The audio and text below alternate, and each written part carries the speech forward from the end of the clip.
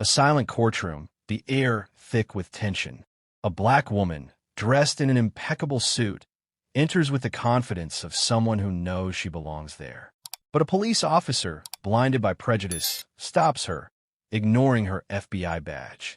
With a sneer, he snatches her identification, accuses her of forging it, and, in front of a stunned crowd, attempts to handcuff her.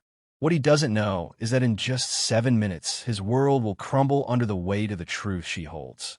This is the story of Aaliyah Monroe, a federal agent who turned humiliation into an unforgettable comeback. Brace yourself, because what's coming next will leave you breathless. It was a Thursday morning in a St. Louis courtroom. The air felt dense, as if the marble walls held the secrets of years of injustice. Aaliyah Monroe, 37, entered courtroom 4B with firm steps.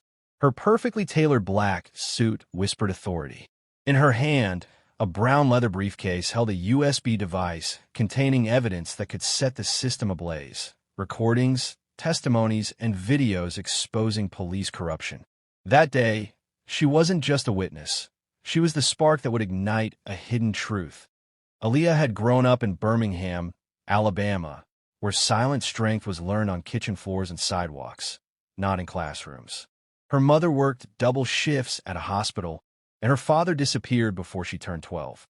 Aaliyah learned to walk with her head held high, even when suspicious glances followed her. By 15, she had memorized the rules. Don't make noise, stay alert, always keep your ID visible. This resilience carried her to the FBI, not through connections, but through an iron will that made her stand out in a world that constantly underestimated her. But that Thursday morning, as she approached the courthouse security checkpoint, an officer stopped her. Brent Halverson, a middle-aged white man with 20 years on the force, looked at her with disdain. Her FBI badge, presented clearly, was ignored. "That's fake," Halverson growled, blocking her path. "You don't belong here." Without listening to her, without verifying her identity, he grabbed her arm, twisting it behind her back. The sound of the cuffs snapping shut echoed in the courtroom, silencing the crowd. The judge, the lawyers, the reporters, everyone watched. No one intervened. Aaliyah, her cheek pressed against the wooden railing, felt a fury that burned hotter than fear. She wasn't just a federal agent. She was the lead investigator in a case exposing a network of corrupt officers, including Halverson. In her briefcase, now on the floor, were the very pieces of evidence that would destroy him. Recordings of him ordering falsified reports, intimidating witnesses, and attacking minorities. But he didn't know that. "Where did you get this badge? Did you steal it?" Halverson mocked, holding her ID as though it were a joke. A couple of officers laughed, but the crowd didn't. The air grew thick, as if a storm was about to break. But on her knees, Aaliyah whispered, "You just made the biggest mistake of your life." He laughed, tightening the cuffs, thinking he'd silenced her. He couldn't have been more wrong. In a detention room, Aaliyah sat, the red marks of the cuffs still visible on her wrists. A young officer offered her water, murmuring an apology. She didn't respond. She didn't need compassion. She needed clarity. What had just happened wasn't a misunderstanding. It was a revelation of how little the system had changed. Even with a badge, a title, and the truth in her hands, she was still reduced to a stereotype in seconds. Outside, the courthouse buzzed. Reporters captured snippets of the incident on video. Photos circulated online. The judge paused the session, but everyone knew why. The woman who was supposed to testify had been humiliated in front of the very men she came to expose. But Aaliyah returned to court. Her testimony was still scheduled. The atmosphere had changed. Eyes followed her, phones recorded in silence, and even the court reporter hesitated over the keys. When Aaliyah took the stand, her voice cut through the silence like a blade. "For the past 7 months, I have led an undercover investigation into coordinated misconduct in the St. Louis Police Department," she began, pulling out a USB device and pointing to the projector screen. The evidence included recordings, falsified reports, and altered body camera footage showing a pattern of racial profiling and procedural violations. The courtroom froze. Aaliyah played a recording, The unmistakable voice of Halverson ordering another officer to fabricate charges against a young black man arrested without cause. The young man's mother, sitting in the audience, silently wept. Aaliyah continued, relentless. I have 12 more recordings, all linked to detentions of black citizens under 30, all dismissed for lack of evidence. The pattern is clear, the intent undeniable. Halverson, sweating, frantically whispered to his lawyer. His arrogance faded with every word Aaliyah spoke. When the prosecutor asked if she could identify the officer who had intimidated her 3 weeks earlier, she answered without hesitation. Officer Brent Halverson. The judge, his face tense, confirmed. The same officer involved in the morning's incident. Aaliyah nodded. Yes, Your Honor. That's why I request that the rest of my testimony be protected under federal privilege. I believe my safety is at risk.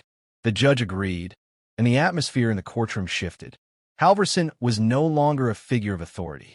He was a name on a file, a voice on a tape, a badge turned into a weapon.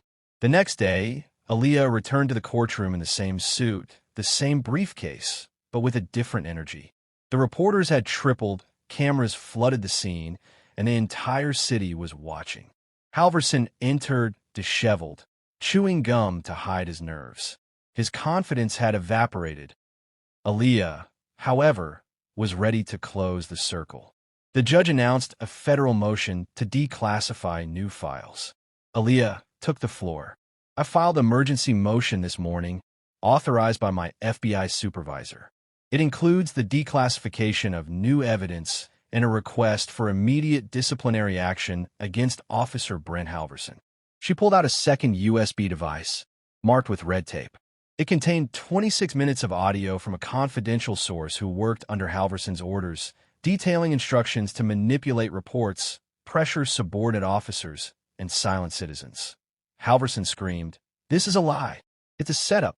But Aaliyah didn't flinch. Would you like to explain what you meant when you said, "I'm untouchable"? I have the whole system in my pocket, she asked. That's your voice on the tape, isn't it, officer? The judge allowed her to continue. Aaliyah played a video, Halverson in a dark parking lot, handing over a file with altered statements. His frozen face on the screen was a silent condemnation. Your Honor, we request the immediate detention of Officer Brent Halverson for obstruction of justice and conspiracy to interfere with a federal investigation, Aaliyah stated. The judge, his face grim, ordered, "Sheriff, arrest Officer Halverson."